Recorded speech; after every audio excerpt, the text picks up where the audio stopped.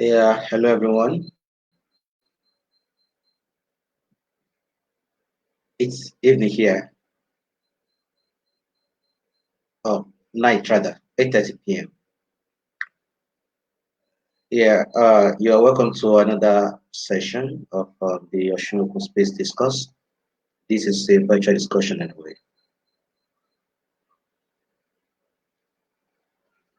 Tonight, we would be looking at Ilorin. Yeah, others are coming. So we would be looking at Ilorin. So the status of the Kwara State capital, Ilorin, has been a subject of discourse. Who owns Ilorin? Is it a Yoruba land? If yes, why a Fulani king? Okay, we have Dr. Brown with me. Yeah, good evening, Dr. Brown Arulu. Hi, hello, good evening. All right, you're welcome. I had Uh, Ahmed Zakaria some minutes ago, so he says he's going to be back. Okay, okay, so let me just do one or two introductions and probably just send a broadcast, like send a link around so we can have other people join us. Yeah, okay, we have Ahmed Zakaria with uh, us. Okay, so let me just well, quickly share. Okay, so let me just quickly share this link around. Um, okay, okay. Yeah, so we would be looking at Ilorin. I think Ilorin is it has been a subject of discourse, and what we got to discover is that people have discussed this topic well using different platforms at different times. So we felt it is quite important that we bring people with opposing ideas, opposing opinions, probably some parties have access to a certain form of history that others naturally do not. Okay, so okay, let's about 3 or 4 minutes. I think we should get started. So let me just share this links around. So we're waiting for Ibrahim. Yeah, we also have a historian, Officer Ladi Ibrahim. Yeah, we also have Officer Ladi Ibrahim who okay, okay. So we also have Officer Ladi Ibrahim. He is a historian, and yeah, he's okay. Let me check. Okay, all right. So he's not here yet. mhm. So we are going to get started soon. Okay, let me introduce myself. I am Bashir Samson Lukman. I will be moderating the session, but it is interesting, so I probably might get myself involved along the line in the discussion. Okay, so we have Dr. Brown. You probably want to say a thing or two. Hello, everyone. It's nice to see everyone here. My name is Arwulu Babatunde Kozim. I'm a medical doctor. I'm working here in UK, precisely Wales here. So, Okay, we have a moderator here. I'm quite interested in history. So, I didn't study history formally anyway, but I gather resources here and there and pick books on my own. So I'm looking forward to learn so much from the speakers here today. Hopefully, inshallah. Great.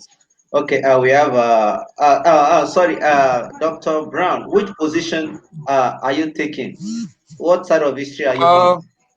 okay, yeah, I'm on the side of the issue that says that Ilorin belongs to the Yoruba, that Ilorin has a Yoruba origin. So that's the position I'll be supporting tonight, inshallah. All right, sure. Okay, so we have Ahmed Zakaria. You probably want to say a thing or two.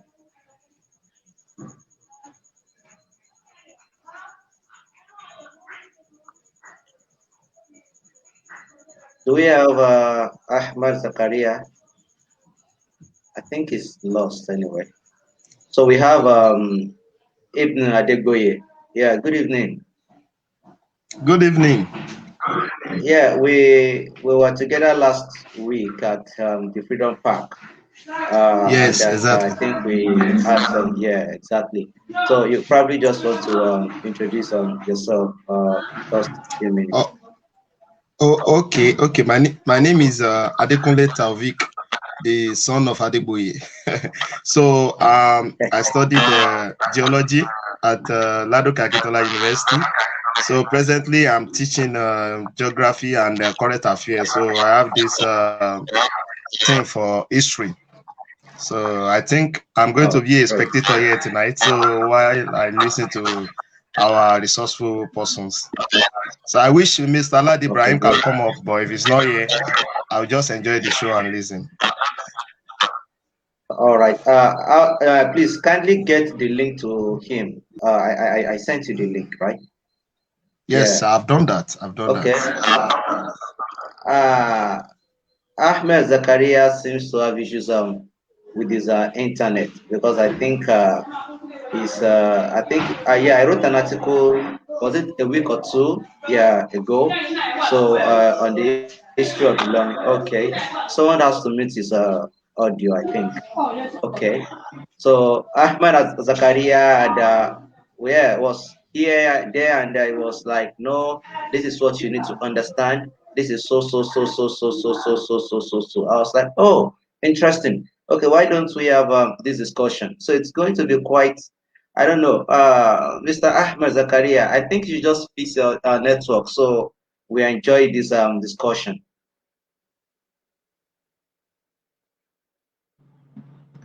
You السلام عليكم probably ورحمة could الله move to a place. وبركاته. Yeah, wa alaikum salam wa rahmatullahi wa barakatuh. I don't understand what you said. I didn't say what you said. Okay, what part of my statement do you not understand? I really don't even remember what you said that time, but I replied. Okay, just say a thing or two, introduce yourself, and tell us the position you are taking. Okay, my position is number one. أعوذ بالله من الشيطان No, الرجيم. those بسم can, الله okay. الرحمن الرحيم. I believe that إن الأرض لله يورثها من يشاء من عباده والعاقبة للمتقين. The earth is Allah's, and He gives it as a heritage to him He wills among His slaves. And the end belongs to the muttaqin. I hope you are with me. No. So that is why I No, don't sorry, I didn't agree get with that. the Sorry. إن الأرض لله يورثها من يشاء من عباده والعاقبة للمتقين سورة الأعراف. Okay. Are you with me? What of those who do So not? that is, Yeah, of course. You probably, I think, why don't you tell us the meaning? Not everyone here understands Arabic, and this is a wide audience, not necessarily an Islamic gathering. no problem. No problem. I will explain. Verily, the earth belongs to Allah. إن الأرض لله يورثها من يشاء من عباده. He gives it as heritage to whomsoever He wishes amongst His slaves. Because we as Muslims, we believe that everybody is slave of Allah. That's one. And then we believe that al-aqiba lil-muttaqun. The end is for those who are pious. That is why from the beginning, I don't agree with the concept that okay, Ilorin belongs to Yoruba, Ilorin belongs to Fulani, based on number one, religious stance. That's number one.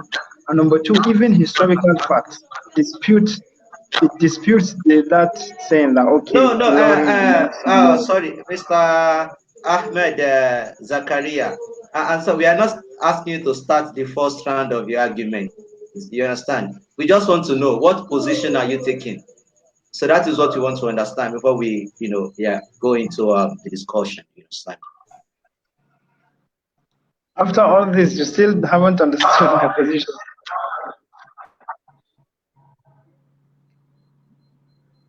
Sorry, I didn't get that. I said after all this preamble, you have not yet understood my position on this particular matter. No, because no, you wanted to, keep going on and on. So we just had to stop you there. So you don't start your first round of argument with introduction. You understand? I've not said anything What's actually. that? This is just my stance.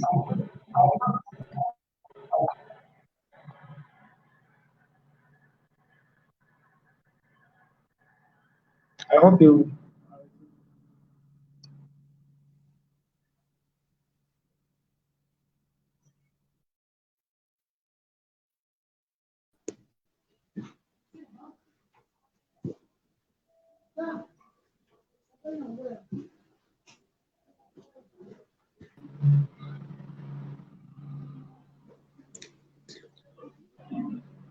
Can you hear him?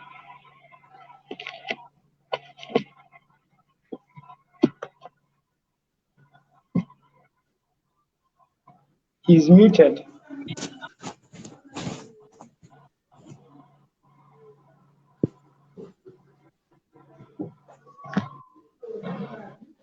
Okay, okay. Can you hear me? Yes, you were muted before. All right. Yeah, sorry, my bad. Okay, so please, when the discussion is started, we would not want your internet to be here and there. You understand? Because we really want to listen to you. So let me just give us what came, how this discussion, came about. I saw the video of Mudir, an Islamic cleric, Sheikh Habib, and then he said some things. He said he has a certain form of knowledge that Ilorin never used, does not belong to the Yorubas, because the Ilorin people don't do all this, they don't pay tribute, all those and all that. So we were like, okay, and then so we had people who made reputers, and then we had people who also supported and backed up his arguments as well. So since Mr. Ahmed Zakaria is taking that position, so we would want you to so where do we start? Do we start from Dr. Brown? Dr. Brown, how about we start from you? We hope Mr. Ladi will be able to join us.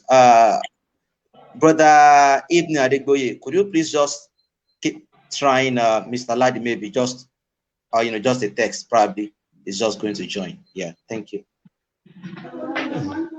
Yes, I've called him. He will join very soon. So Dr. Brown, please. Okay, fair enough. Yeah, I'll go. So I welcome everybody once again to this discussion. And like I said earlier, I did not major in history basically, but everything I know about history comes from textbooks, movies, and then classical books and such, and from oral tradition too. So basically, going to the topic of the discussion itself about the city of Ilorin. So I could remember my stance very well on that day on Malam Bashir's wall on Facebook. And I'm still holding that position till now, currently, that Ilorin is a city that belonged and still belongs to the Yoruba people in southwestern Nigeria. So, and the evidences that I will push forward are basically from history itself. And then, of course, we know that history is quite subjective. It depends on, we have different accounts of history anyway. But the first point I will push forward here to support my position is in the nomenclature of the city itself. I mean, if you look at the word Ilorin in Yoruba, if we do the exegesis of the word, it means Ilutuwontin Loirin. That's for Yoruba speakers, they understand what I'm talking about. Like the city where iron is being melted. I mean, this is what this word means in Yoruba. And I don't know if there is any similarity between Yoruba language and Fulani language or any other language in Nigeria that could have something that could connote Ilorin in their own word. So if you look at the name of this city, we see that this thing has this name has all apparel about Yoruba in itself. And from history, we know that Ladirin was the forefather. And when we say someone is the forefather of a state, it doesn't mean that that person is the first man that came to that state. It means what when we say forefather, it means the person that brought civilization, the person that brought how do you say it again? As I was civilization, the person that brought like prosperity or something like that to that city, the person that is so famous that is known alongside with that city. That's when we say someone is the father of this also city. So now, from history, we know there is a man called Ladirin that founded Ilorin. Okay. And Ladirin was a Yoruba man himself. Sulaiman. And Ladirin was a Yoruba man himself. And it was from the line of Ladirin that we had I only saw one arrow, then one other symbol like that. Okay. Yeah, it was from the family, from the bloodline of Ladirin that we have Afonja.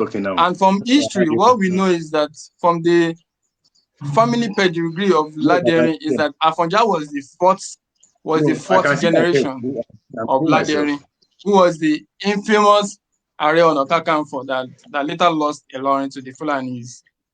So too many evidences are just right there for us to see. The nomenclature itself, for those people who feel for those people who feel Ilorin does not belong to the Yorubas, or Ilorin belongs to, I don't know, maybe the Fulanis, or Alimi was the first person that founded Ilorin, who asks, who was Alimi's father in Ilorin?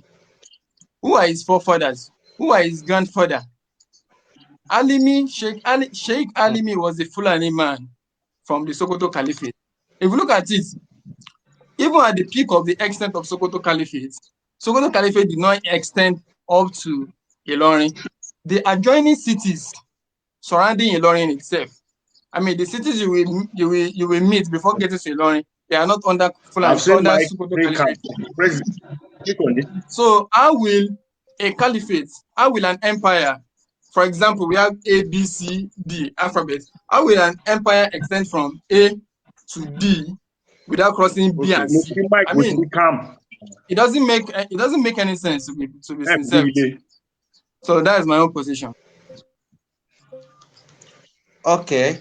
We have Mr. Sulaiman Abdul. Is that supposed to be Mr. Ladi Ibrahim, if I'm not mistaken? No, Ladi Sulaiman Abdul.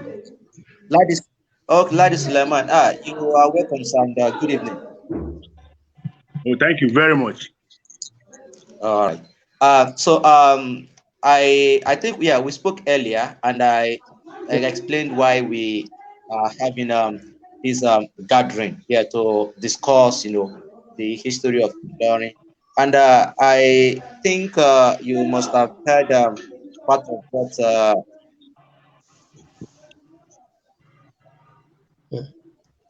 Hello, can you hear me? We can hear you. Okay. From what Mr. Ladi, you are welcome. Thank you very much. From what the last speaker had just said, nobody is saying Sheikh Alimi was the first settler in Ilorin. Nobody is saying that. Afonja was neither the first settler. The first settler in Ilorin is a Barubama, where their house is still there, very close to the Afonja quarters, close to the family quarters. Then there was Isholagberu, another Yoruba family before Afonja. Mr. Sulaiman, why don't you just hold on a bit? No, let him talk, please. Let him talk, please. Kindly let him talk. Then Sheikh Alimi came rightly from Sokoto with his entourage on Islamic mission. He was in many parts of Yoruba land. He was at Ikirun here. He was at Ogbomoso. He was at Ikoyi. He was at Isheyin, going around like that until he got to a place called Kuo, which is some kilometers outskirts of Ilorin, before eventually he reached Ilorin, where people already were. There were the Yorubas, there was the Baruba, there were the outside they call them Serikin Gambari. They are also Fulani Katuriaras too. All of them living separately in their farm states before the arrival of Sheikh Alimi. Afonja was the Are Onekakanfo of Oyo Army, the war generalissimo, and his problem with the Alaafin was failure to. Mr. Sulaiman, sir. Sir. Please, okay. Let me. Hello. I'm with you. Better you let him finish. I'm with you. How about you just let me grab a pen and a paper, please? No, you can go and do that while he continues talking. I think all right. You can have a recording. You can have a recording. About 10 seconds. You said? Yes, it's being recorded. No, I need a pen and paper for the purpose of this discussion. We definitely would have questions as well. Lucas, you ought to have done that. It probably would get interested that I started myself you ought to have done that since, man. We are listening to you, Mr. Sulaiman. Please continue. The Afari became mission to teach people Quran.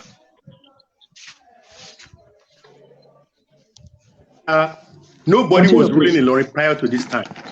Everybody was ruling their own farm state, their families. It was not a town. Everybody had his own farm state until the arrival of Afari and his emperor. The present Balogun Adikobi of Ilorin were their ancestors and they are descendants of people that followed Afari from Ikeyin, present-day Oyo State. We have people that moved from Ikoyi. There's another town in Oyo State called Ikoyi that followed him. So there were Yorubas, there were Hausas, there were Nupes. I am from Ilorin. My wife is from Ilorin, but of Nupe descent. But they are Ilorin. They are the Yorubas too. Before Afonja said Oyo is coming to attack them, the old Oyo, because he had problem with the Alaafin. And due to Afonja's prediction, the Oyo army came for him. Unknown to them that there is a huge population there, he now defended Ilorin town before the second engagement. Thereafter, there was now the need, because people were coming from north, from east, thereafter there was the need to have a leader.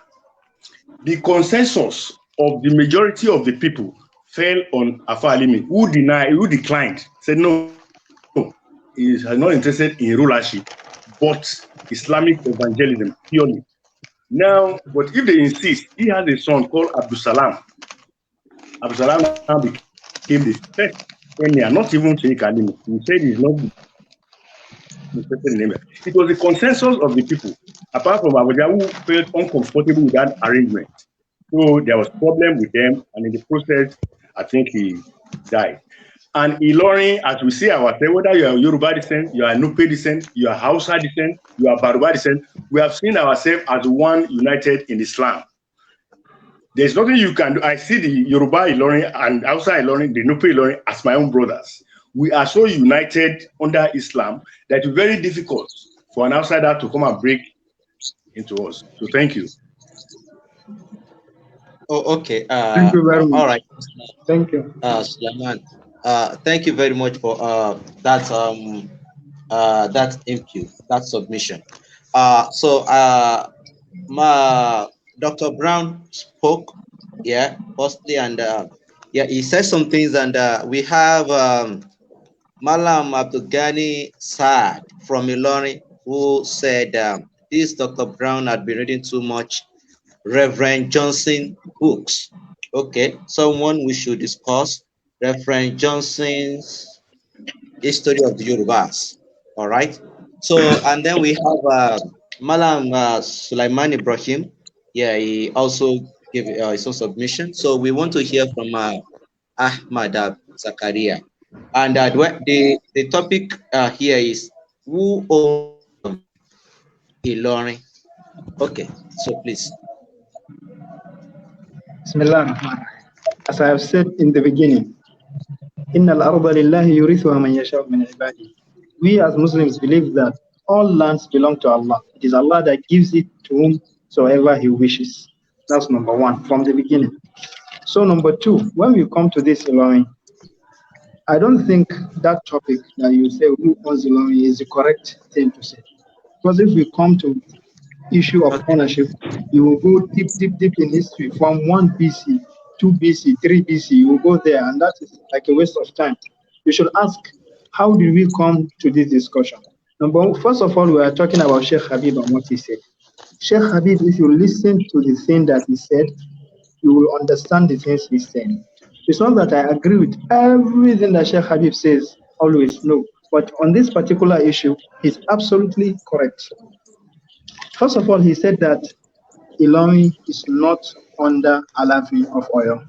That is absolutely correct.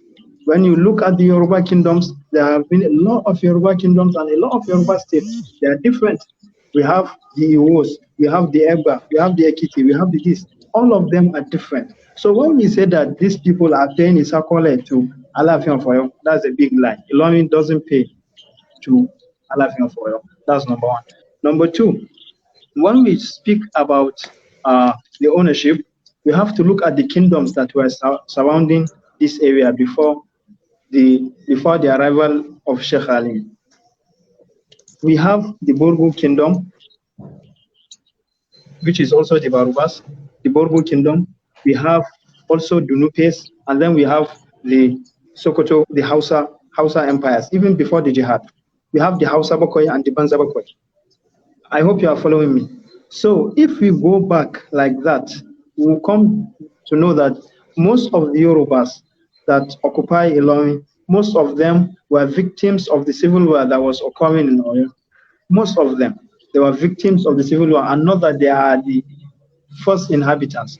All these laddering that they are saying, mentioning, all these ones it is things that Reverend Johnson said. And Reverend Johnson, his books, a lot of errors inside, a lot of wrong things inside. So we can't stand on his books and say, okay, everything he's saying is correct, because most of these things he's saying is wrong.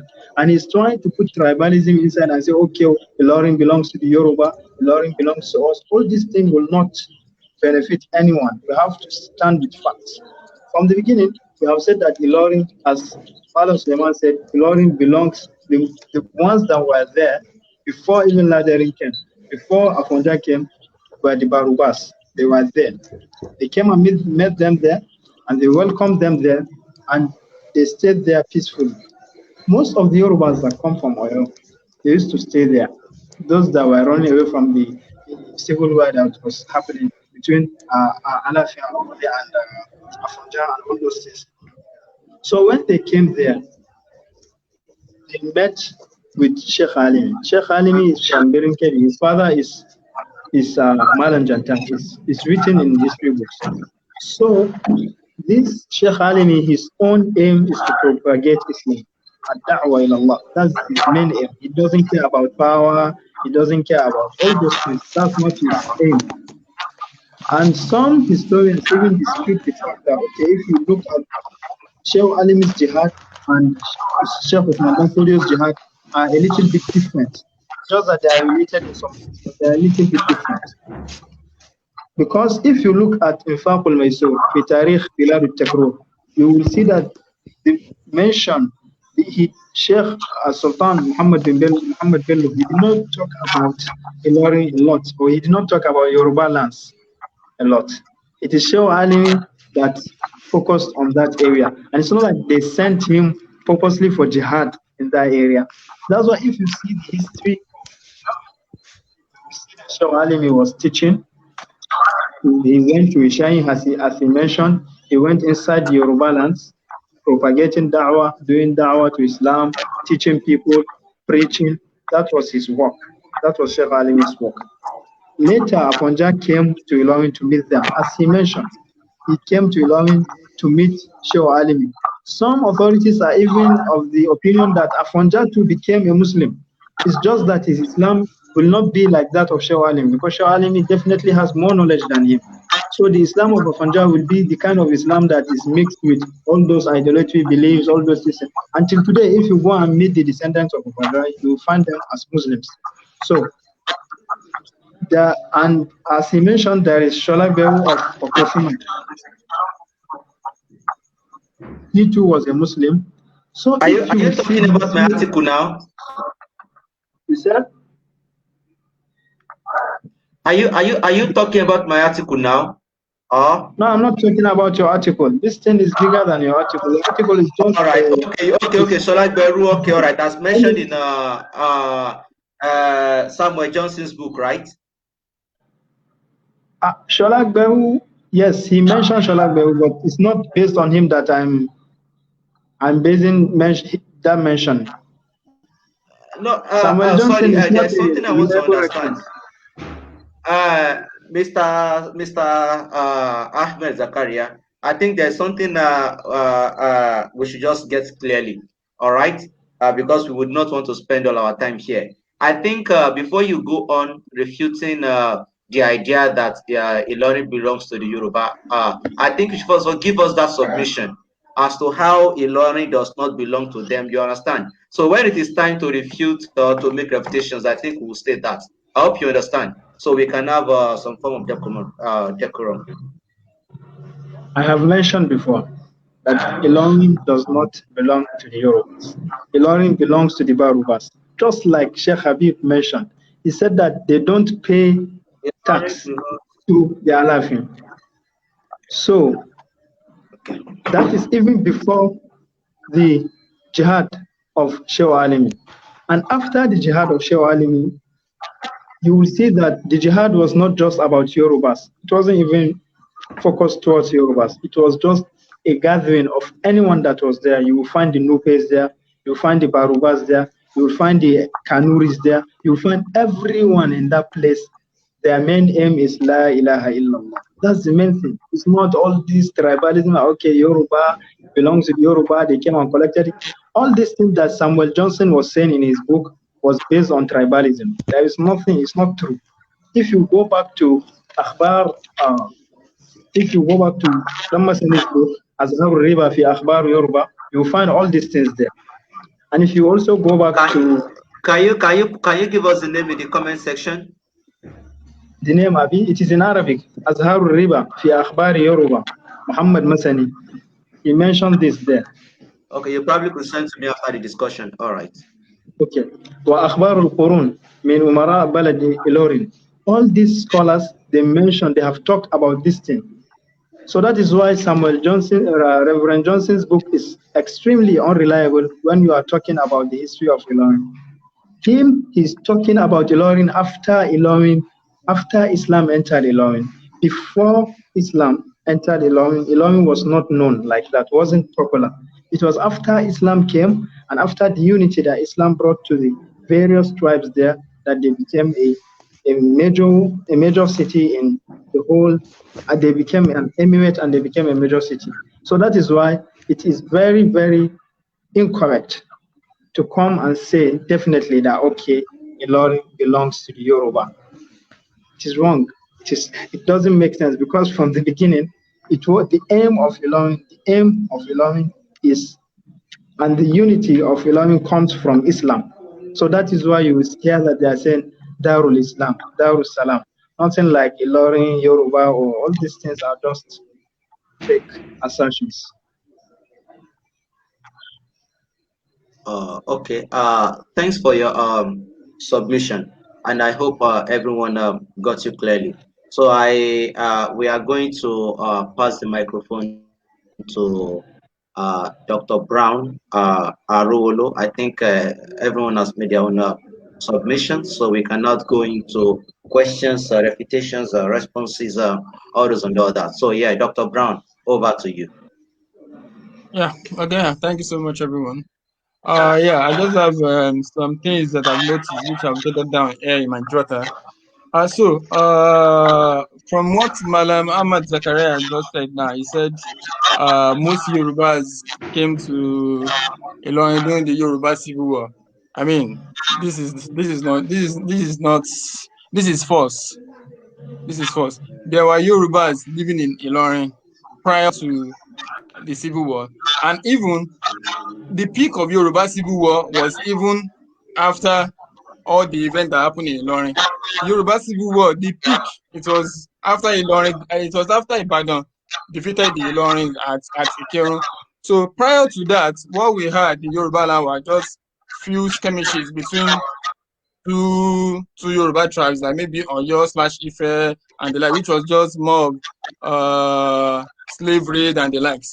So the largest conflict that happened in Yoruba land that led to so much displacement was the Ekitiparapa War, which lasted for like 16 years.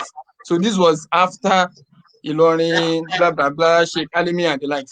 So another thing that you made mention, Malam Ahmed, that you said Ilorin belonged to the Barubas, that the Barubas are the owners or something like that of this city.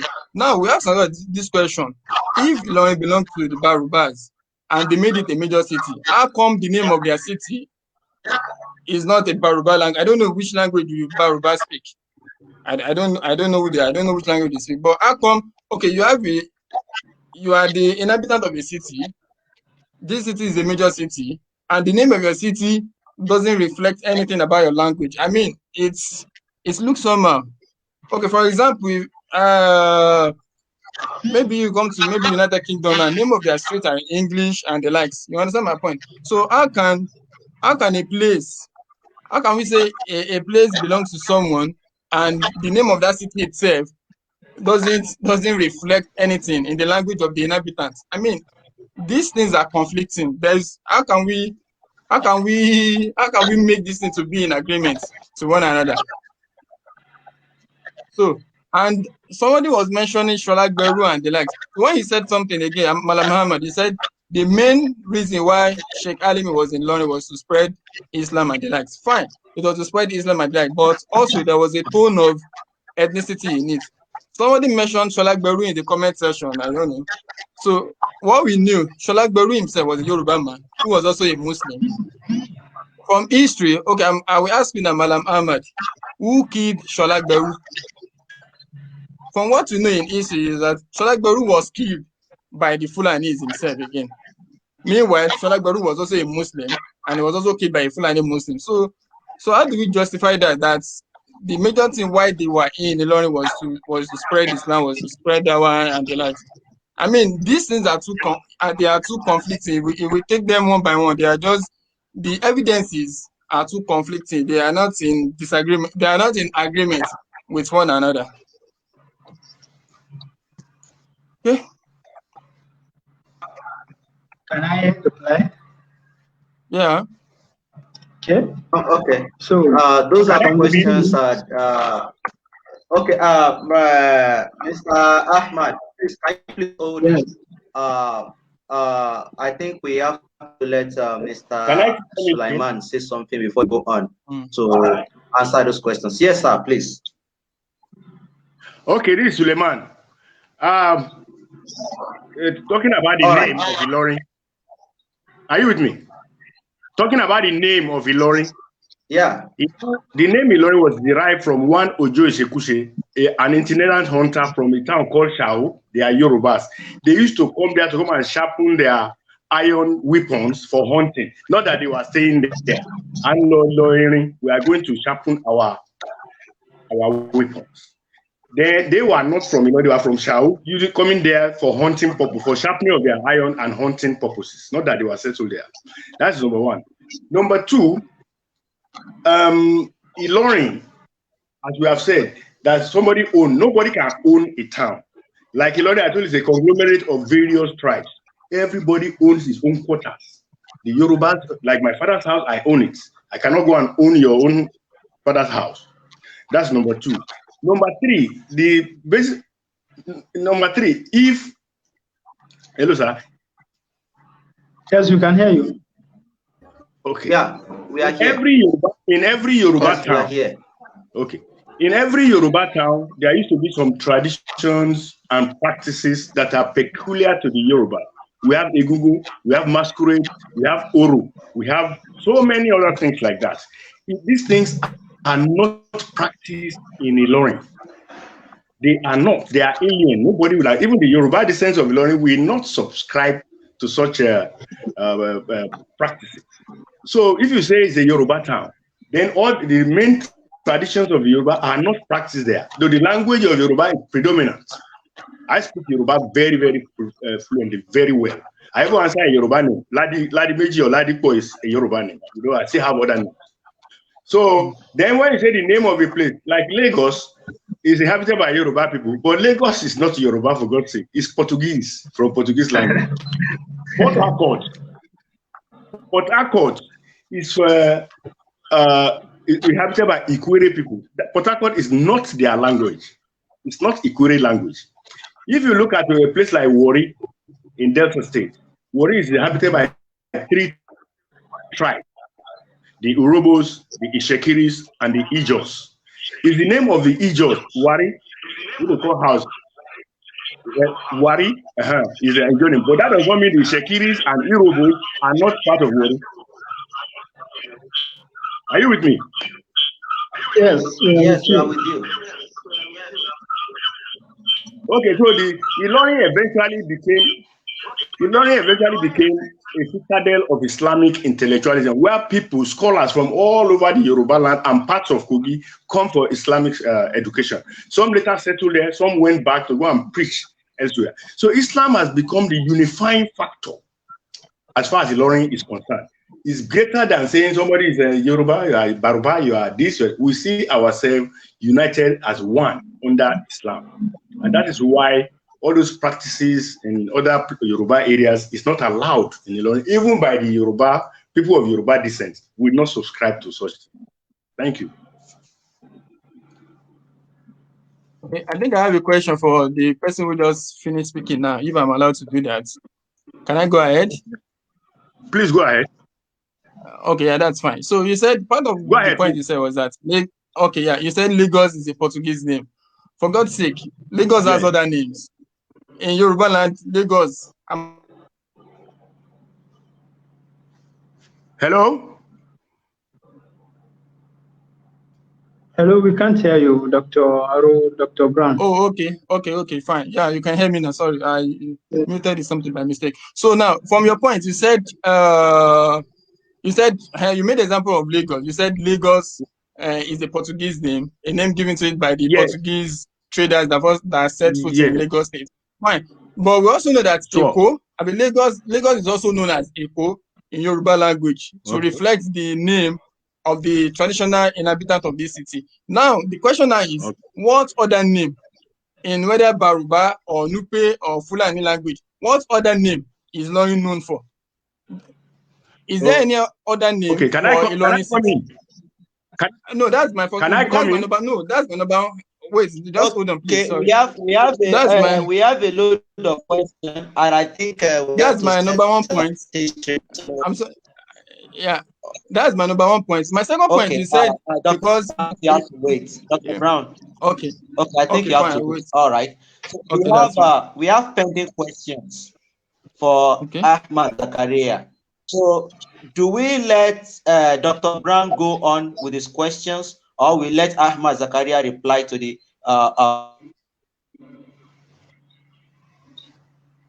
Dr. Brown should continue with his questions.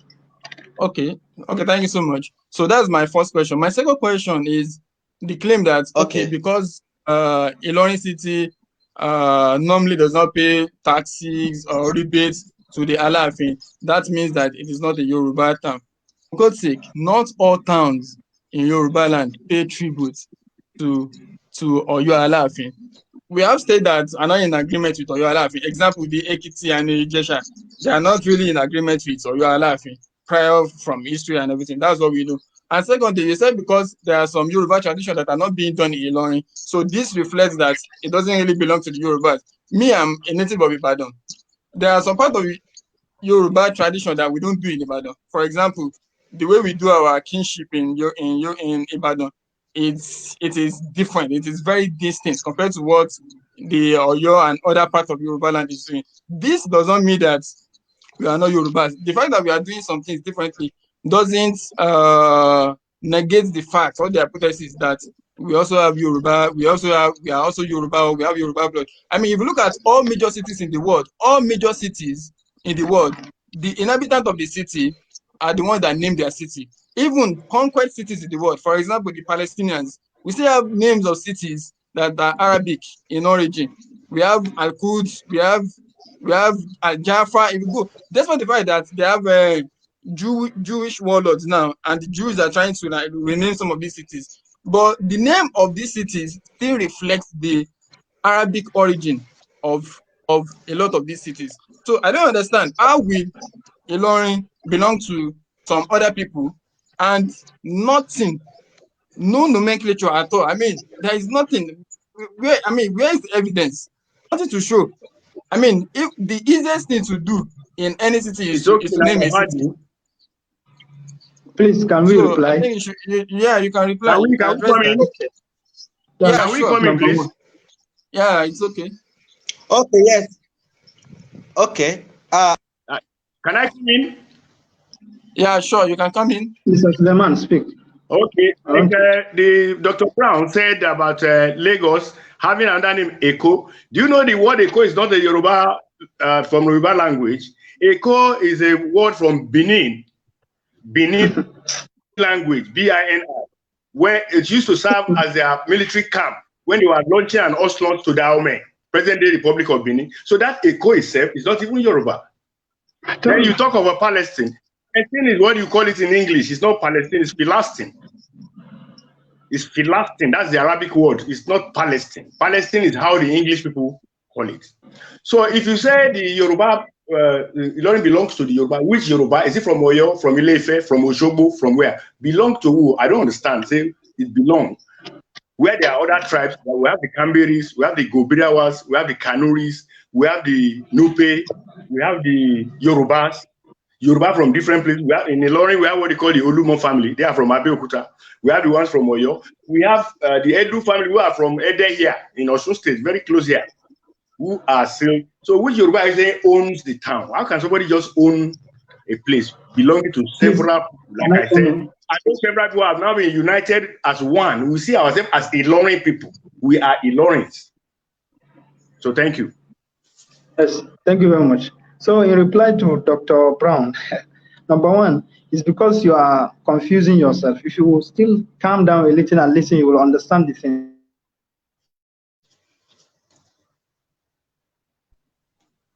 Okay? Hello, can you hear me? Can you hear me? I can. Yeah, I can hear you.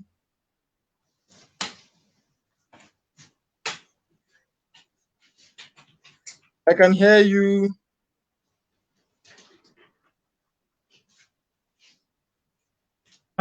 Those who we claim to be the original owners did not name it after it.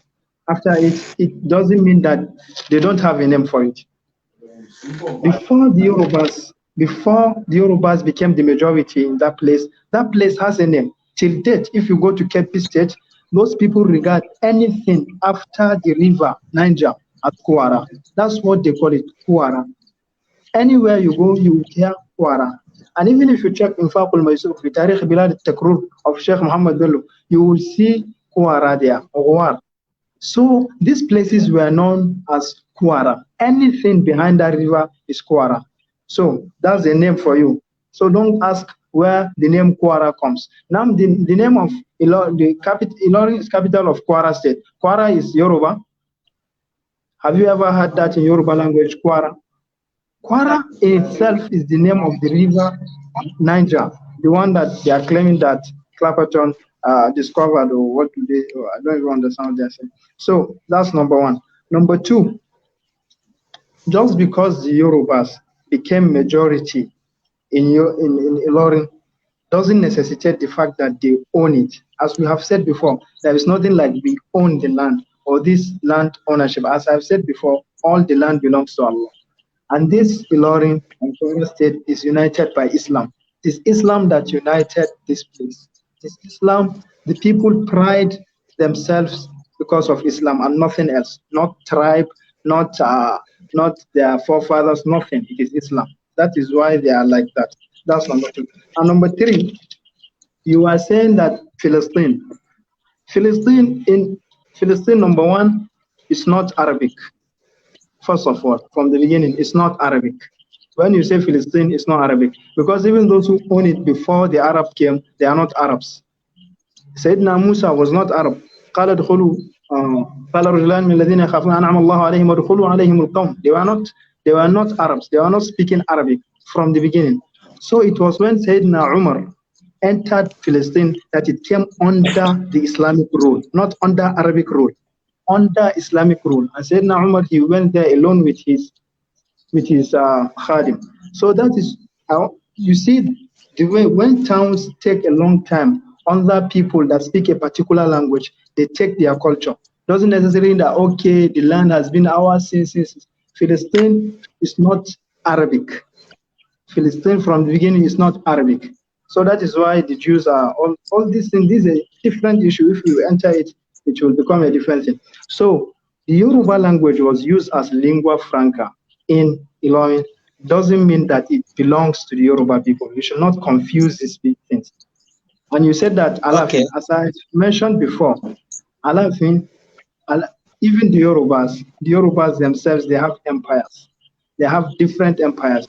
It's just that the Oyo one was one of the strongest ones. Doesn't mean that it was the only one. Ilefe also had his own time when it was the capital. The Oyole and all those things. Everyone has their own time. It is like that. Empires come and go.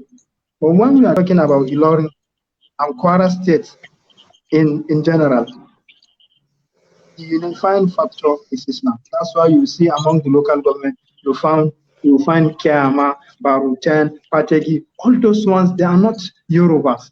But by the virtue of the unity, because of Islam, they all came to one place. They agreed that, okay, their leader should be Sheikh Alimi. And why did they agree that Sheikh Alimi should be the leader? They chose Sheikh Alimi not because he's Fulani. That's the thing that people are confusing. You say Fulani, come and take the land, Fulani. This is not true. This is just what Reverend Johnson is saying. Fulani did not take any land. They agreed wholeheartedly that, okay, we want our leader to be Sheikh Alimi. Even Sheikh Alimi himself doesn't want. That is why they don't call him Emir Alimi. That's why he's not called Amir. He's called Sheikh Alim. I hope you are following me. So it was his son that comes after him that they did Mubaya'ah for as Emir, first Amir. And Emir is Amir. Okay. So the thing is not tribalistic as you people are trying to portray that, okay, this thing belongs to the Fulani, the Fulani collected it from the Yoruba. It was never like Mr. this. Ahmed. Yeah, I think for the sake of our time, I think you probably should pause there. We have some very important questions that I want Mr. Sulaiman Ibrahim as well as Ahmed Zakaria to note down. So I'm asking now, are you with me? Go ahead, please. All right, very fine. Now we have Afonja, who was at that time the Are Ona Kakanfo of the Oyo Empire. We had the Afonja, who was the Are Ona Kakanfo of the Oyo Empire. If now Afonja, where was he from? We have a question by Adegboye K. Sources Adekunle on the screen that how about Ladering, and then the grandfather, the father, and then the great grandfather of Afonja. Now, if we have Afonja, who was the Are Kakanfo of the Yoruba of the Oyo Empire, then if Afonja was not Yoruba, then where is he from? Is he Yoruba? If he's Yoruba, how come he was in Ilorin? If he was in Ilorin at the point where he was the Are Kakanfo of the Oyo Empire, what was his position in Ilorin as at that time?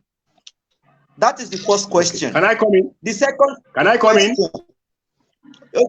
Please no, let please him note answer it the down, question. sir. Note it down. No, note it down. Let him answer the question. Okay. Go ahead. I think. Hold on. I think you should note it down so that you don't keep answering and I keep asking. So let me just ask and then you just give a straight answer. All right. Now, here in this map that we have here, I'm trying to widen the map.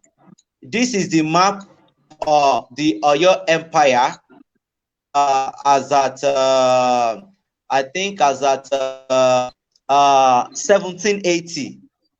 As at 1780, Okay, this is the map of the Oyo Empire. I don't know if you can see clearly, but when you go in this map, you are seeing Ilorin.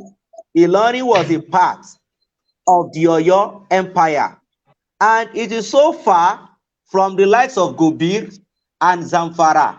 For probably a Fulani, I don't know if you're arguing at a Fulani man. I think Mr. Ahmed Zakaria said David belongs to Bibarubas. So I would want to ask Mr.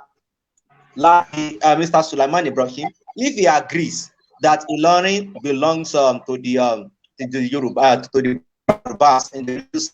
So this 1780 map shows that Ilorin belongs in the Empire. Can I come in now? Map of Please, no, Mr. Thompson, let him answer. You cannot be bringing maps and all these maps that are not reliable, that have been made by someone who you know is not. Number one, excuse me, sir. Number one, you said Afoja was the area of the Kakanfo of Oyo Empire. There's no doubt about that. He was the war generalissimo who's supposed to lead Oyo army as directed by the Alafin. Afoja had problem with the then Alafin because of his refusal to wage war against a settlement called Iwere. And in Oyo tradition, if you refuse to go to war, you commit suicide. Because he didn't want to commit suicide, that's why he fled to come and take refuge in Ilorin. And that was why the Oyo army came after him when Alimi has already arrived. They now defended him against the Oyo army. It's not as if he's settled there. Then this map, I don't know the author of your map. I'm coming, please. And I don't know the author of your map and where you got it from. The map. Then even the old Oyo itself, you say it's too far from Gubiri. So the old Oyo itself, Oramiya was saying he's going back to the east, where his ancestors came from. He was turned back at Borogu. Wait now, he was turned back at Borogu before he now settled at the old Oyo. I'm not talking of this new Oyo. I don't know whether you know old Oyo. Very, very close to Barubala, very close to Borogu. It was turned back by the then emir of Borogu. Say, no, see, all your followers are dying. Don't go on a wasteful journey.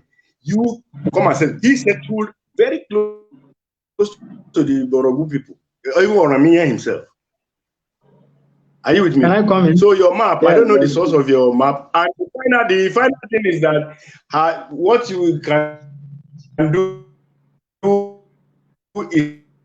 is to confirm from the Alafin himself if Ilorin has ever been part is that Ilorin was once under their jurisdiction. Then I will agree with you. Can I come in, please? Yes. As he mentioned in the first question, he said, okay, where is... Yes, we heard you, Mr. Sulaiman. Please, let me come in. Can you hear me? Yes, I can. Okay, as I was saying, you asked that, okay, Afonja and Kakanfo of Oyo, where is he from? From the beginning, you have mentioned that he's the generalismo of Oyo Empire. And you're asking where he's from. He's from the Oyo Empire now. That some Reverend Johnson trying to associate him with Lademi, I don't know where he got that association from. Or maybe due to the tribalistic fact that he wants to associate Ilorin with Afonja. Afonja, as the generalismo, they have a belief that he should not stay in the capital, that he should go to the battlefront. And he, having issues with the Alafin, he did not want to obey. So they sent, he had to leave because he did not want to fight this town, Iwere, as they mentioned. He went there at the frontier. That was where he met all these things. It's not that he went there as an Oba. No, wait, hold on, Mr. Ahmed. Hold on, Mr. Ahmed. You don't agree with any part. Hold on, sorry, please. You don't agree with any part of Reverend Johnson's book, or you just only agree with the part that supports your claim? Now, you seem to be quoting Reverend Johnson. Or Iwere is in the history book that you mentioned? Yes, it is there. Okay, all right. Okay. So, as I was saying, even this fact that you said, okay, I don't agree with it, it's not that I don't agree. There are a lot of errors, a lot of misconceptions, a lot of facts that have been twisted in order to suit a particular narrative, which is totally unacceptable. That's number one. Are Onakatan for Afonja was sent to go and fight in Uweri. He wasn't sent to Ilorin. That's from the beginning. If Ilorin was his own town, he would have gone there as an Oba. This is well known. Every Yoruba town has an Oba or has a leader, has someone that is known there. Ilorin does not have an Oba, and it never had one. That's number one. If he had, then he would bring us his history. Afonja was an Are Onakakanfo in Oyo Empire. That was why he went there from the beginning. That's number one. Number two, that this map that you brought is a map that is absolutely unreliable, unconfirmed. We don't know from the source or reference. We don't know who drew it. And even according to your own map, the Borgu Empire, can I finish? The Borgu Empire, clear, as I mentioned before, the Borgu Empire is the Baruba Empire. And most of the times, the Yorubas don't fight their wars alone. Most of the times, they used to invite outsiders to fight with them. That is what happened. Even if you read the Reverend John, the Reverend's book that you are depending on, you will find that even the war of the Civil War during that Oyo was engaged in, you will find that the Barubas were in. They were seeking support from the Barubas to fight with their enemies. That is to tell you how close the Yorubas and the Barubas are. And even if you go back to the language of the Barubas, you see it is very close to the Yoruba language. When you go back also to the Nupe language, all of these languages and all of these people are related. What further strengthened these people, these diverse cultures, was Islam. It is Islam that created the modern day Kwara state.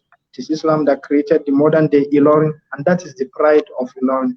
Not all these that who belongs to Yoruba, belongs to this. That is why you see other people that are from, they don't like to talk about this thing, but sometimes we have to talk about it.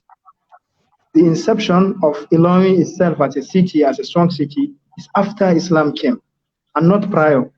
It was after Islam came, after Sheikh Alimi, that Ilorin became a known city. I hope you understand. Mr. Ahmed, just let me cut in. Sorry to interrupt you. I think every time someone says something that you don't agree with, the evidence suddenly become not credible enough for you anymore. I mean, you've disagreed with everything that we've said, and whatever evidence we push forward to you doesn't satisfy your sentiment. So I don't know. So now, you said something about what is this? What? Let me just write it. What? I've forgotten what I wrote down. I can't see it again. I can't see it. You said that I disagree if it doesn't agree with my sentiment. The issue is yeah. distortion. Okay, yes, I remember now. I remember, yeah. Yeah. So let me just inform you that in Yoruba tradition, you can get Yoruba books or find out from people orally. The Are Ona Kakanfo, the Are Ona Kakanfo is the journalism, something like Field Marshal, something like Chief of Army Staff that we have with the army now. So by Yoruba tradition, the Field Marshal and the Alaafin, they must not stay together in the same town.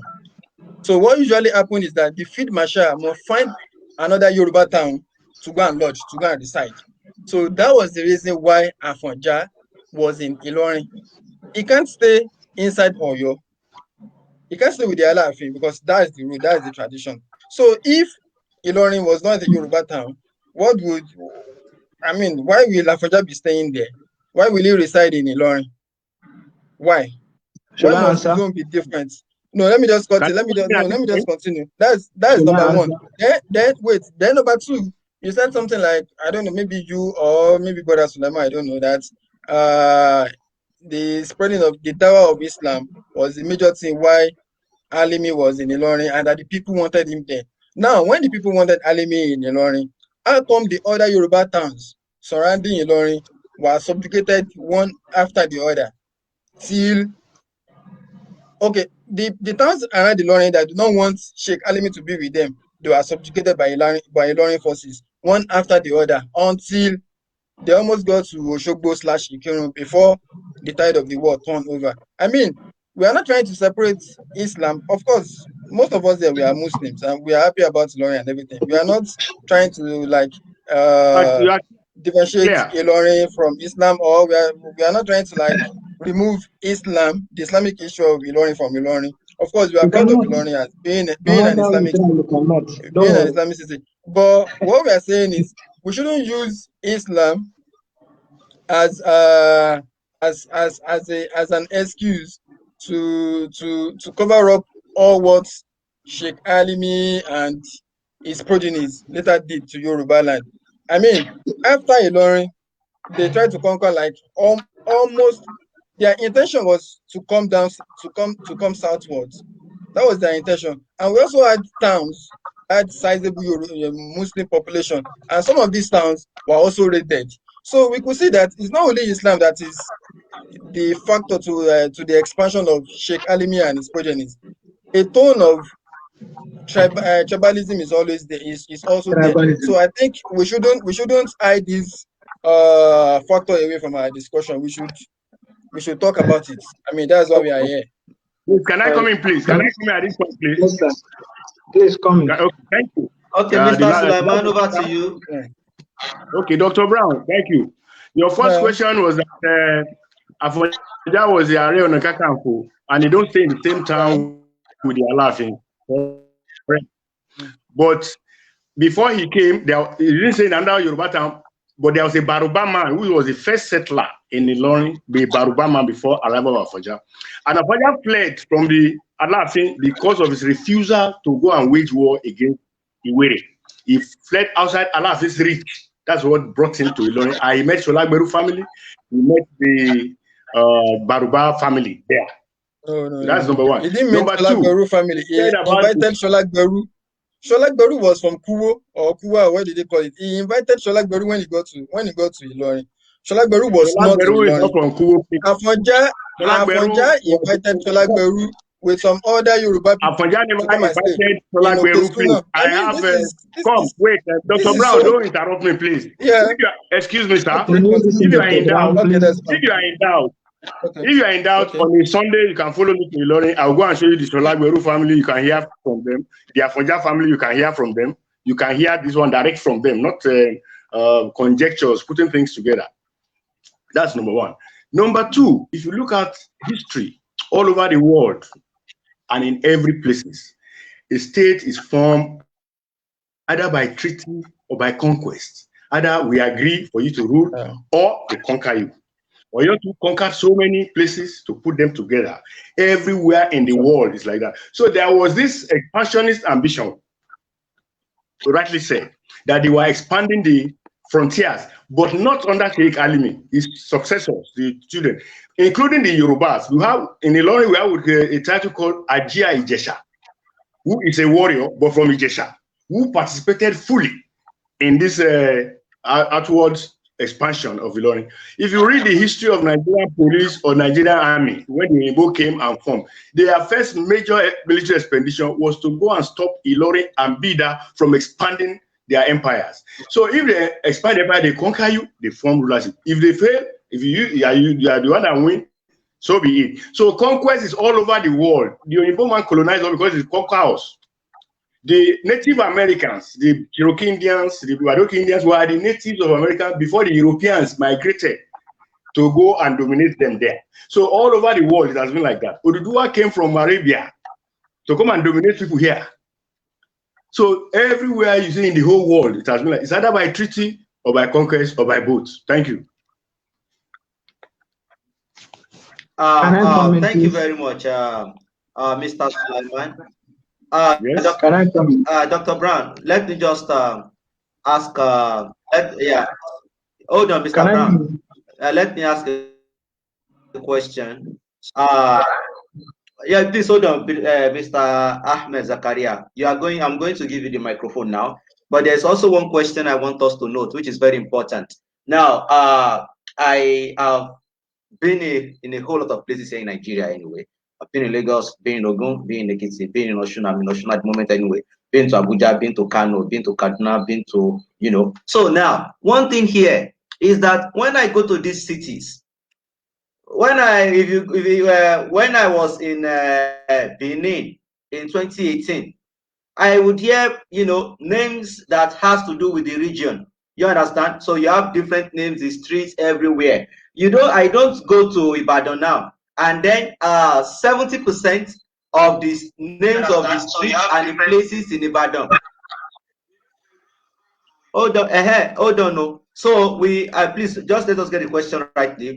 So now you see many villages, places there. You start hearing, okay, it did something. I don't hear, you know, Sapele, like 70% of the places in the, what's it called, in Ibadan. And then when you go to Kano as well, you keep hearing, you know, Hausa names as well. Mostly about 70 or 80%. Or when you go to Sabongeri, you may be hearing maybe Yoruba road, maybe Igbo road, maybe whatever road. If Ilorin belongs to Mr. Sulaiman has not answered the question that does he agree with Ahmed Zakaria that Ilorin belongs to the Barubas? That is one. And secondly, if Ilorin does not belong to the Yorubas, why is it that most places, about 60 to 70% of most places have Yoruba names and not Fulani names? We can agree anyway that it does not belong to Yoruba because it was conquered. That is fine. But let us look at these two questions. Mr. Sulaiman, do you agree with Ahmed? I'm giving you the microphone now. Do you agree with Ahmed Zakaria that Ilorin belongs to the Barubas? And why is it that a place that is not a Yoruba territory, a Yoruba place, you know, why is it that 60 to 70% they have Yoruba names? You have Ojagboro, you have Idiose, you have others and others. Thank you very much. So I'm giving you the mic. Thank you very much. Your first question is that the Barubas owning Ilorin. I will agree with you that the first settler in Ilorin, the place called Ilorin today, are the Barubas. That one is not in dispute. Before other people begin to arrive, before Afonja, before Solagberu, it was the Barubas that were first settled in Ilorin. If you have a chance on a Sunday, I'll take you around. I'll show you all these places. Number two, Ilorin is unique, not like other places that you are talking about. We are so unique. In Ilorin, if you look at the tradition, if you look at the chiefs, apart from the Emir, who is Amirul Islam, leader of the faithfuls, if you look at it, we have titles like Balogun, which you have in Yoruba land. We have Balogun Ajikobi, who is Yoruba. We have Magaji Are. Magaji is an Hausa language. Are is the Are on the Kakanfo that you people are saying. He is the head of the Afonja family and one of the kingmakers in Ilorin.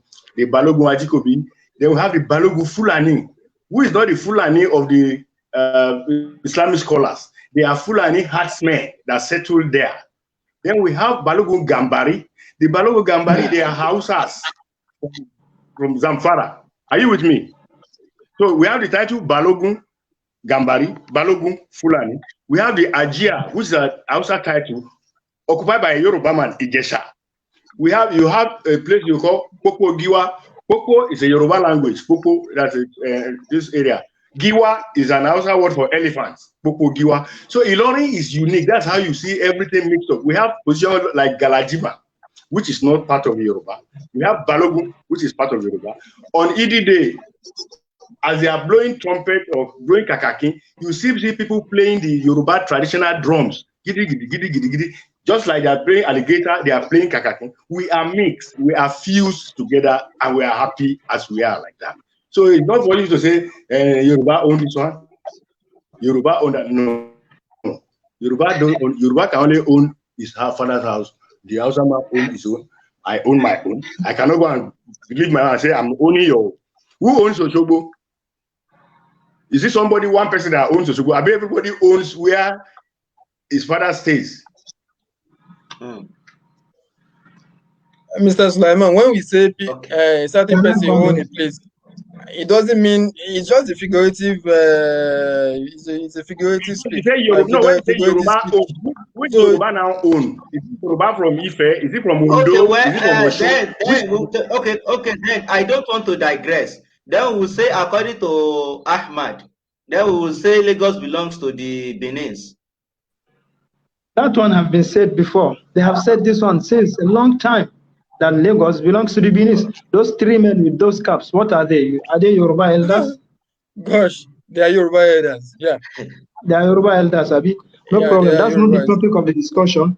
That's not the topic of discussion. But let me finish. You have asked me a question. You have not let me. Of course, Kano does not belong to the Hausas anyway. So yeah, we got that as well. What I was saying is, number one, when you talk about, you see this idea that okay, this land belongs to this tribe, to this. It is only people that are tribalistic, that have tribalism in them. And I don't want to agree with you. We believe. Can you leave me to complete, please? Please, can you not? All right, you have 2 minutes. You have 2 minutes. There is nothing like 2 minutes. Okay, you 3 ask minutes, a question in 5 minutes and you want me to answer in 2 minutes. What kind of motivation is that? It's not fair. We as Mr. Muslims, Sulaiman asked that part of the question. Can you listen? Can you listen, please? Okay, hold on. Yes, I'll listen to you. Hold on. I mute your mic. Okay, just chillax. All right. Okay. So you have 5 minutes to ask. You have this 9:45. You are starting by 9:15. Listen. You ask a question and you keep muting me. I don't understand. We as Muslims, we believe that tribalism, that you to say this place is owned by this place is tribalism, and Islam is not good.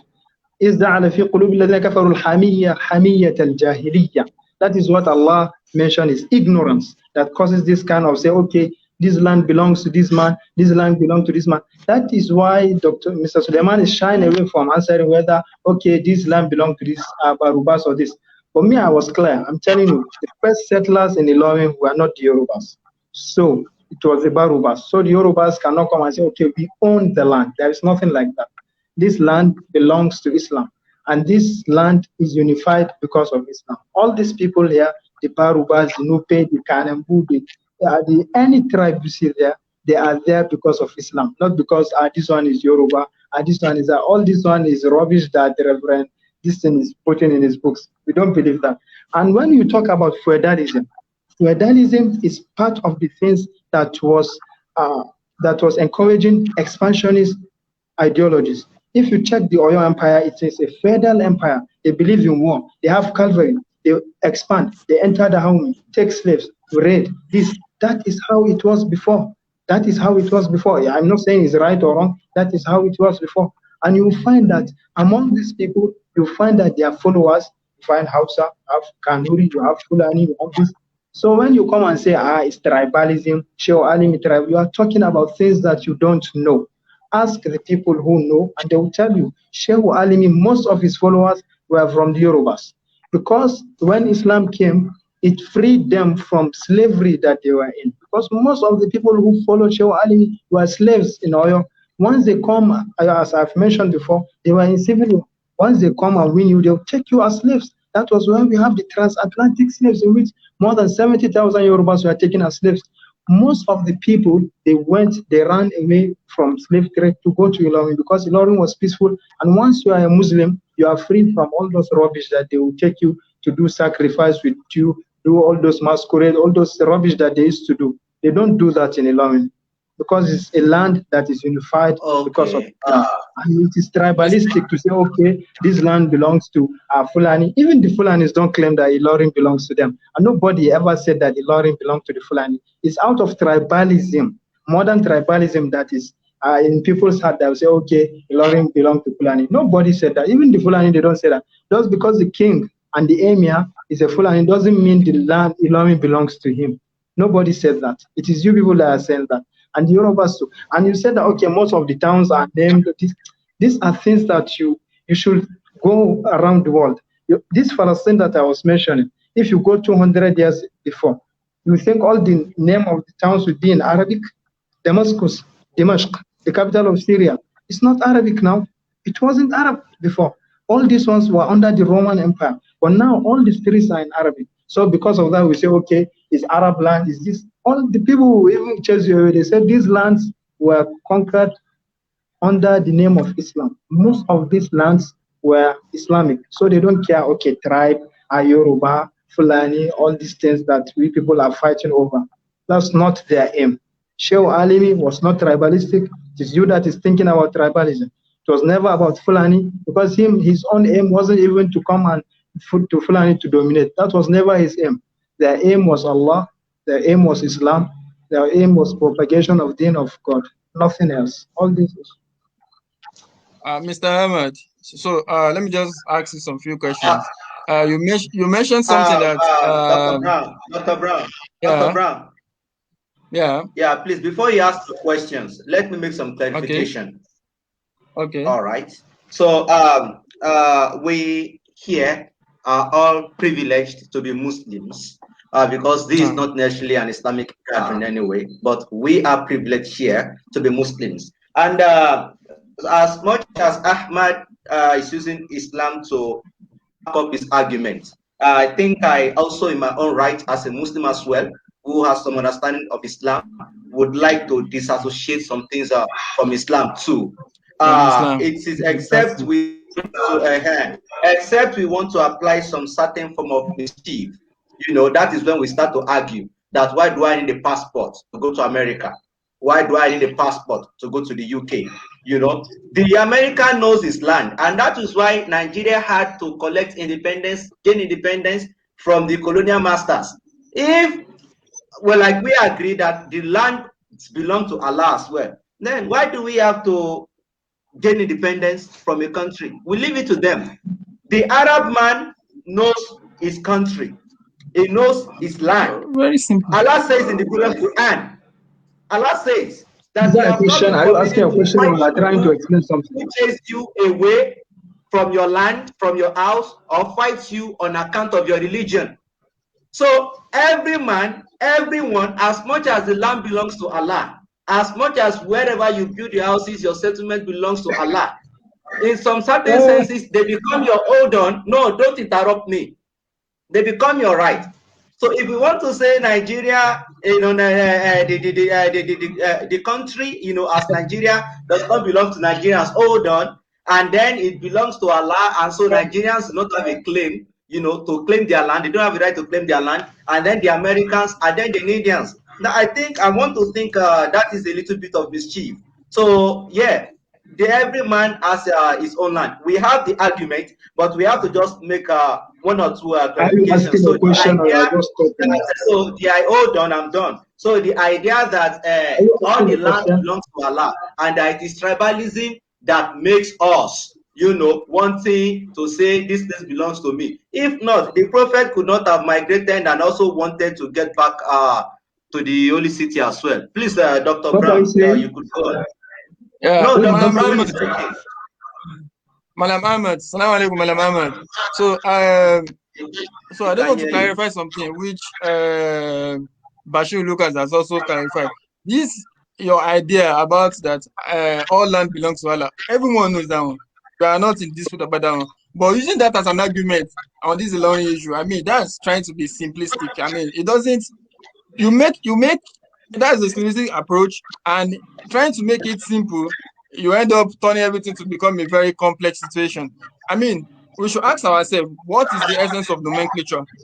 What is the essence of nomenclature? When Allah created Nabi Adam, the first man, part of what he asked him, part of the first thing was asking him to name things, boasting in the presence of the angels that this is another creature who knows the name of certain things. What's the name of this thing? I mean, that's the essence. Nomenclature is very important. We can't just mix up things that okay, all land belongs to Allah, and so you as a Nigerian, you just move across the border and start to live in maybe, for example, Benin without having your papers and all those things. I mean, that's move in your house. You understand? Can I move in your house and kick you out and say because all land belongs to Allah, so I have a share in your property? It doesn't make any sense. And number two, you mentioned slavery, that transatlantic slavery. Of course, we are not going to deny that. I'm trying to associate this slavery as a negative point to the Yorubas. I mean, as Muslims, we are shooting ourselves in the foot. I mean, we in Islam, so many verses in the Quran where Allah mentioned slave. Islam encouraged slavery, isn't it? Islam encouraged slavery. So we should be careful about the points we try to make, because at the end of the day we end up shooting ourselves. So that's it. Yeah. Can I talk? I've been muting me. Can I talk? Okay. I think we should. Yeah, I think we should let Mr. Islam Sulaiman. encourages slavery. That is very wrong. Islam does not encourage slavery. Islam is anti-slavery, because anything you do, most of the time, Islam encourages slavery anywhere. Islam doesn't encourage slavery. You don't know Islam. You are not the Prophet had slaves. For God, if Islam did not encourage slavery, how come the Prophet had slaves? Islam discourages slavery. Okay. Slavery was abolished which year? Okay. Even in Arabia. Islam discourages slavery. That's number one. Okay, I think we should. Malam Ahmed. I think we should not digress. Malam Ahmed, in which year did slavery become abolished, even in the Arabian Peninsula? In the Quran, so many verses. Slavery was abolished.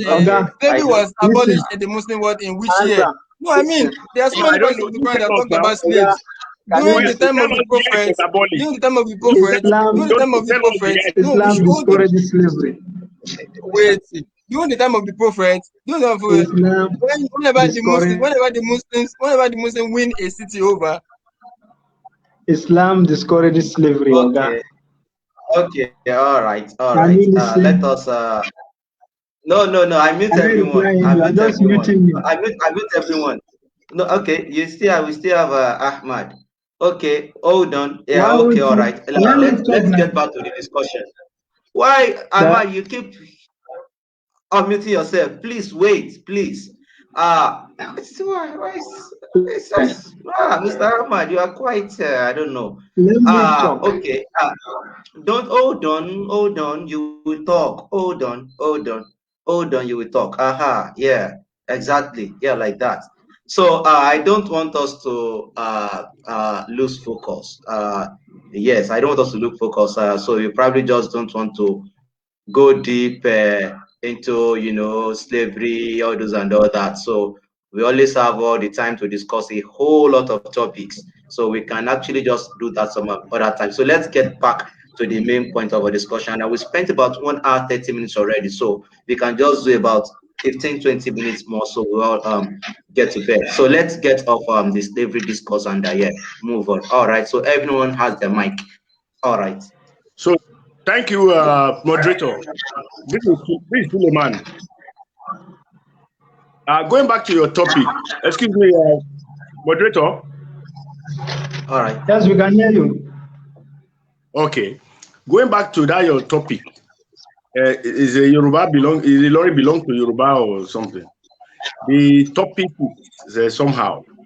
So if we say Ilorin belongs to Yoruba. So Yoruba owns the whole of Ilorin, even including the Baruba man who was the first settler. Or if you say it belongs to Fulani, does it mean Fulani owns the whole land, even where the Hausa and the Kamberi people are staying? If you say it belongs to social person, does it now own? So I don't understand. Like I told you, Ilorin is unique. It's a conglomerate of various tribes who have mixed together over time. And if you check properly, I want to give you an assignment. Go and find out all the Islamic scholars in the Southwest and parts of if they do not do their Islamic scholarship in Ilorin, then their teacher must have learned from Ilorin. If their teacher have not learned from Ilorin, then their teacher's teacher must have learned from Ilorin. If the teacher, then the teacher's teacher. If you go and find out from all the Islamic scholars in the world, Ilorin is predominantly the center of Islamic studies,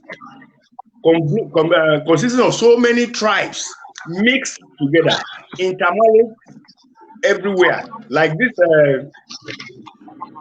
I don't know for people. If you see my age mates there, we are cousins because they married for our. They married their mom from our side. We married equally from their own side. We are so mixed up that to now carry a knife and begin to share out becomes very, very impossible. So that unity that's existing, and we have a mixed culture. And we have part of unity there's one drum they play. They call it bembe. I don't know whether they call bembe. It's a Nupe drum. They will play it maybe on Salah Day or just to celebrate a naming ceremony or whatever. There's the Hausa own. There is the Yoruba own. But all have been mixed together that we now see ourselves as Ilorin. Where are you from? Whether you're Yoruba or Ilorin, and we see ourselves like that. So thank you. Okay, can I come in? Thank you very much, Mr. Sulaiman. Yeah, I would. Yeah, of course, he will come in. But just give us a sec. Mr. Sulaiman, thank you very much. Something came here now, so I got to discover that part of what is leading to this controversy is that you have a land that we naturally may not say it belongs to a certain people, and then we have that it is like it is surrounded by Yoruba cities. Like, for example, we have a place, let's say we have something like Asaba. You understand? And then we have, maybe by the virtue of conquest, there is an Oba in Asaba. You understand? And then we now say, okay, Asaba does not belong to this and belongs to that. So I think that is adding to that, reason that we have to debate, or we have to argue, or lead to a discourse. Like a land that is surrounded by Yoruba lands, and then we are disputing that it belongs to the Yoruba. So I want to think that you understand that maybe that is one of those reasons why we are discussing just an input. So Ahmed, over to you. That's you are not too far away. But if you look at the places like Gambia, that is almost completely surrounded by Senegal, that does not mean they are the owners of Gambia. Gambia is almost completely, excuse me, sir, apart from the Atlantic Ocean, Gambia is almost completely surrounded by Senegal. But there's Gambia and there's Senegal, two independent states. Senegal has never named claim on Gambia. Gambia has never named claim on Senegal. So that is very, very clear. So there are some unique places like that worldwide that you see an island of a particular people and miss other people. Thank you very much. Not only the Gambia, and Pretoria and South Africa too. Now South Africa will not say Pretoria is their own state. Well, as you mentioned, you did not allow me to talk pertaining some issues. You are just muting me and muting me. I have mentioned before that it is ignorance that is fueling all these things. You don't understand what happened in Ilorin. We should ask the people that are from there. The issue about Ilorin and Kwara State generally, these are people that are united under the banner of Islam. There is nothing else. Anything else, we are just trying to do it corner. Nothing else unites these people apart from Islam. That is why you see various tribes leave their tribalism aside and say, oh no, this land belongs to Yoruba, this land belongs to Baruba, this land belongs to the Nupe, or no. The thing that unifies them is Islam. And why the Emir is Fulani from the beginning is because the Fulani people during that time, they were the most knowledgeable people in Islamic things. These people that were united in Islam would like to follow Islamic law, follow everything in it. They would like everything of every part of their life to be Islam. The laws should be Islam, the political system should be Islam. That's why they chose the most knowledgeable person, which was Sheikh Alim. But he refused to be an emir. It was those who came after him that became emirs. That is why it doesn't even make it's not logical for us to say, okay, Ilorin belongs to the Yoruba. Because from the beginning, Ilorin was not created based on that tribe. It was created based on Islam. That is it. Sorry. Yeah, in addition to Dr. Ahmed's submission, just small addition to the submission, Sheikh Alimi is not a name. Are you with me? It is a title. Sheikh means a scholar. Ilimi in Arabic means knowledge. And Alimi means knowledgeable one. The concession was because of his overwhelming Islamic knowledge. That was the concession of his leadership. And not whether somebody is Yoruba, like Ahmed has said, or Hausa, or Fulani, or Igbo. His full name is Saliu Mudibu Janta. Not Alimi is a title given to him. Thank you. Thank you very much. All right. Thank you very much. does Dr. Brown has a thing or two to say before we sign off? Okay, yeah, okay. Yes, sure. Yeah, thank you so much, everyone. I really appreciate what everyone has said so far, and of course, I believe that we've learned so many things from one another. However, I just need to clarify something here because, especially with some of the things that Ahmad has said, I could see that from most of Ahmad's statements, Ahmad is, I think I'm just suspecting that Ahmad is thinking this thing about Ilorin, this fights in quotes about Ilorin being Yoruba or not, or It's doesn't between belong to Islam and Yoruba. Kufru. It's between Islam and Kufru. No, we are not saying that because the discussion Exactly. is just basically Islam. No. We are not saying that.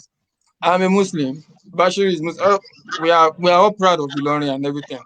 So I don't want you to like remove that belief from your mind that maybe we are saying we want Ilorin to come to Kufru or whatever. No, we are not saying that. How do we like in Danik? The Kufru Abig. Even we that come from towns where they see parties, some other things. It's not as if we are happy about it, but we have to just tell ourselves because this is history. We can't hide facts from history, of course, and we have to distinguish the facts from the fiction. Yeah, or that you want to say something. So Yes. yeah, okay, go ahead. Give you the hand. So you are saying that I am viewing everything as Islam and Kufr. Actually, it is between Islam and Kufr. That's number one. Because Islam, even if you read, even if you are trying to follow Reverend Johnson, you will see that he said that the aim of the Ilorin was to dip the Quran in the sea. Okay. You will see that. And if you read Sheikh Muhammad Bello, Sultan Muhammad Bello's Infaq al-Maysur, you will see that their aim was Islam. They propagate Islam. If they see that you are trying to fight them on Islam, they will fight you back. That is exactly what's happening. It's not about Fulani or Yoruba or Nupe. That is it. If you read their books properly, you see that they don't fight people just like that. If you don't touch them, they will not touch you. Nobody will. Or if you start fighting them, start killing them, and start to mix things and say, it's because it's Yoruba, it's because it's Fulani, it's because they will fight with you. Nobody will allow you.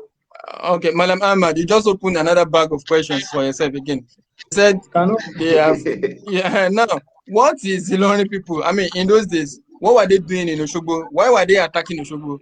Why did they attack all other cities around them? Why?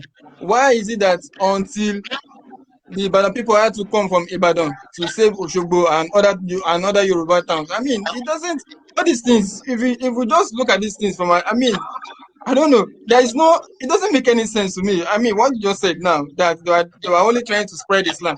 All other towns around Ilorin did not attack Ilorin. Ilorin attacked all these other towns, all the way down. Look at Ilorin, look at the distance between Ilorin and Oshogbo, for God's sake. They were spreading southwards. And why were they spreading southwards? I mean, the intention is very glaring to everyone. The intention was to conquer major Yoruba towns, maybe for Islam, fine. Okay, now you said, and according to you, because the aim was to spread Islam, and according to you, because you are a Muslim, according to you, fine, I'm also Muslim, because you are a Muslim, that aim of spreading Islam, Muslim or not. Just listen to me. I'm trying to tell you from according to you now, just let me talk, please, Ahmed. Let me talk, Ahmed. According to you now, their aim of spreading Islam through conquest is a valid reason. And if you look at it, you think this thing is valid because you are just a Muslim. If we have a Christian or a non-Muslim in this forum, he would disagree with you. I mean, there was Ilorin there. No one was attacking Ilorin. No one was attacking Ilorin. They attacked other towns all the way to Oshogbo. I mean, look at the distance. You keep committing yourself. I think that is rude. Okay, you keep anytime you say anything, you keep giving the chance to us. Can you listen, Mr. Brown? Listen. Dr. Brown. Yeah. Listen. Hello, Dr. Brown. Can I come in? Yeah, I can hear you. Yeah, sure, you can come in. Okay. We keep on repeating this thing. Even the history we read, history is about wars everywhere, both in Yoruba land, everywhere in America, and everywhere. It's about wars. Yeah. It's about conquest. The whole history we have read is about conquest. So Ilorin is not a different thing. If somebody have come to conquer them too, so be it. That's how. It's not whether we like it or not, but that is the reality. It's part of history. If Nupe had come to conquer Ilorin too, so be it. There's nothing we can do about it.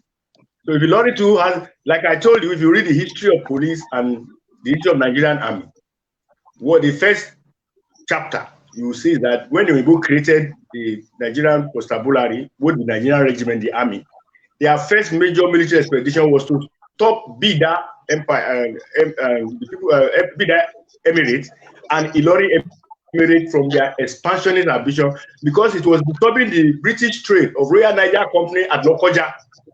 It was disturbing, so they had to. Their first military expedition was to attack Ilorin and attack Bida to stop this expansionist ambition, which if they had not done, I don't know how it would have been like. So don't let us be repeating they attack. It's history. In Yoruba land too, this one will conquer this one, the other one will conquer that one. That's how it has been. So thank you. Can I come in? Can I come thank in? you very much, Mr.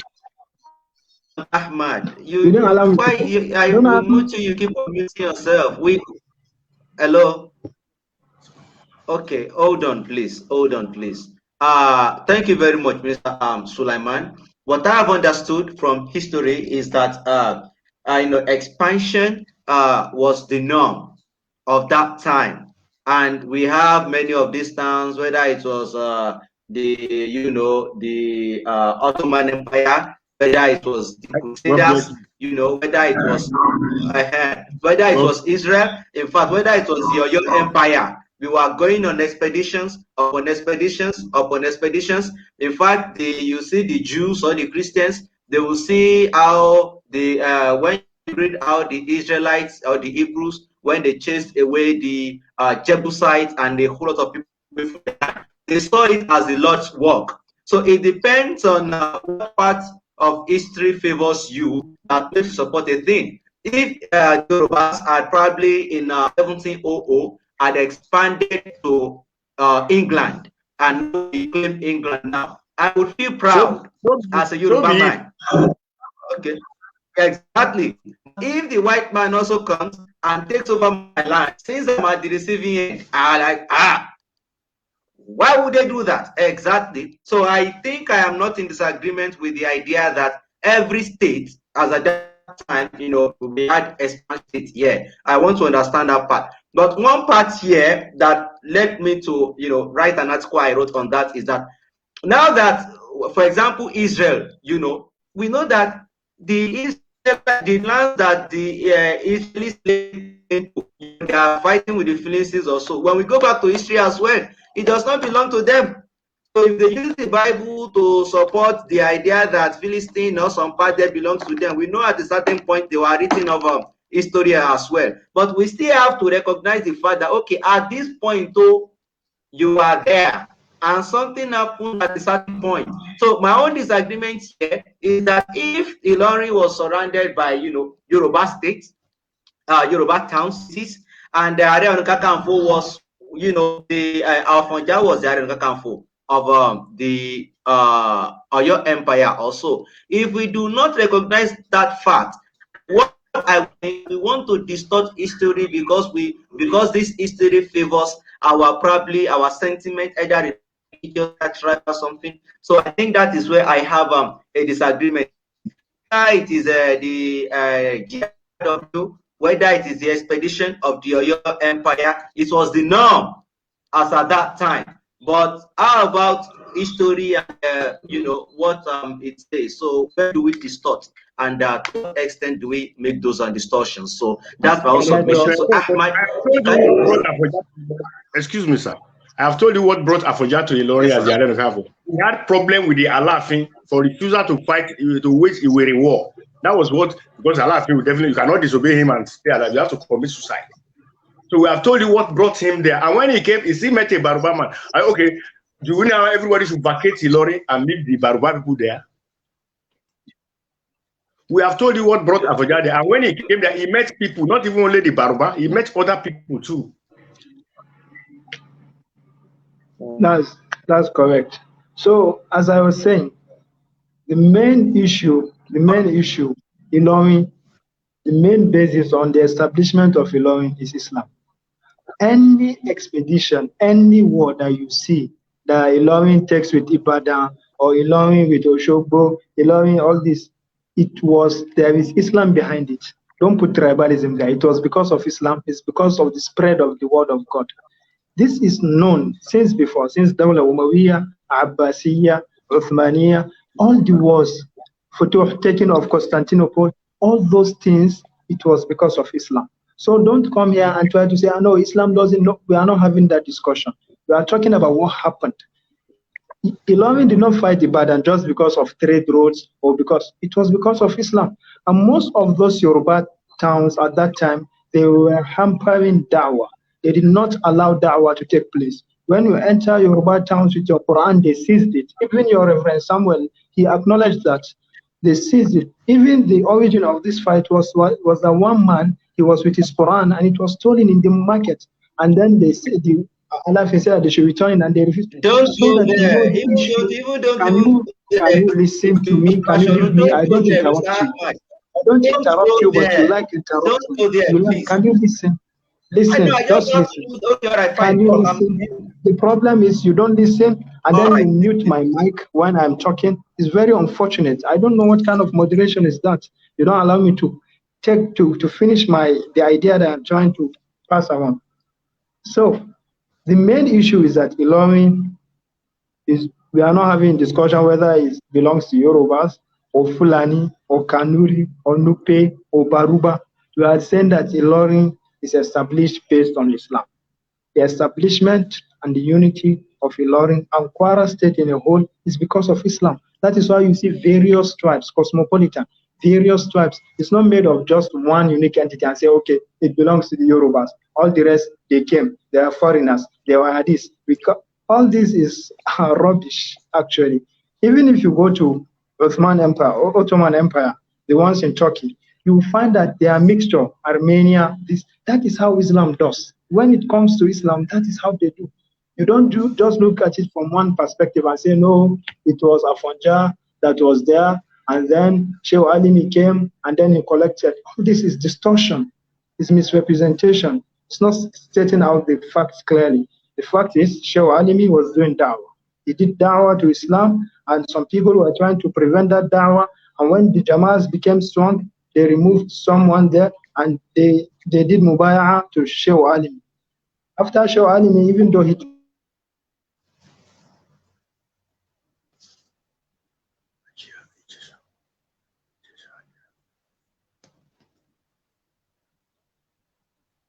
Okay, I think you lost Ahmad, right? Did you lost Ahmad?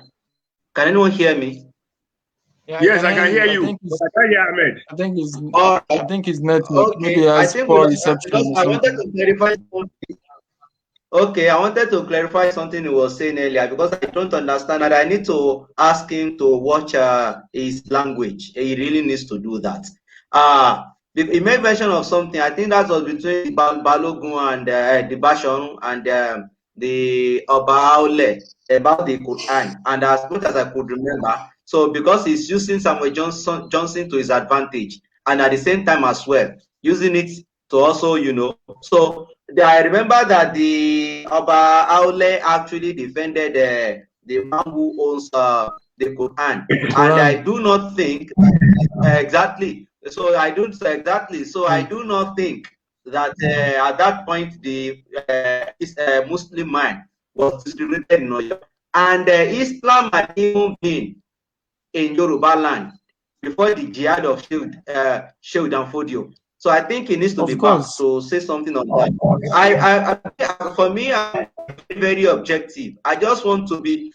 I told him I'm going to get his book that he mentioned, and I'm going to go through it. I'll probably be in London to go for research. But I think we just have to be kind of fair and objective in the things we say anyway. So we can't get him. So whoever has something else to say. But thank you very much, Mr. Sulaiman. We learned a whole lot, and thank you for being civil. All right. So anyone wants to say something, please, before we start. Sorry, before I go, I want to just point out that in Ilorin, the Afonja Shrine became the first central mosque in Ilorin, and it's still there up to now. The first central mosque in Ilorin at the place called Idiakwe. That was his shrine where his powers and all these things are. When Alimi came before the Oyo, he agreed to convert to Islam, and the shrine was converted to a central mosque, and that was the first central mosque in Ilorin, which still exists till I'm talking now. So any Sunday, if people are free, we can just Saturday, Sunday, throw down, see many of these places, even interview people, so that we'll get a better understanding of how Ilorin is. Thank you very much. I would love to do that. All right, Dr. Brown, you want to say something? So we sign off. Yeah, I just want to thank everyone that's made it to this discussion tonight, and I appreciate the fact that we all made the discussion very civil and mature, and then of course, I also learned a lot from what Madam Ahmed and Mr. Sulaiman has said. And left to me, I still think, with all the evidences that I've presented, I still think Ilorin has a strong Yoruba history compared to any other history that is out there, based on what we've said earlier on. So, thank you so much. I hope we do this again on any other topic. Mr. Ahmed, okay. Can I get Mr. Ahmed? Okay. Definitely you can, sir. Yeah, you can. Okay. All right. So thank you everyone for coming. It has been a very good night, and well, we tried to discuss politics, religion, philosophy in a very healthy and intellectual manner anyway. So hopefully by next week we should have a very good discussion. Well, let me just say the discussion before I sign off. Okay, something about morals. We probably get a pastor, an imam, and an atheist. In a society where jungle justice is the order of the day, in a society where jungle justice is the order of the day, a driver hits someone and runs away. Is that wrong? So, thank you very much, and have a good night. Thank you so much. Yeah, thank you. Yeah.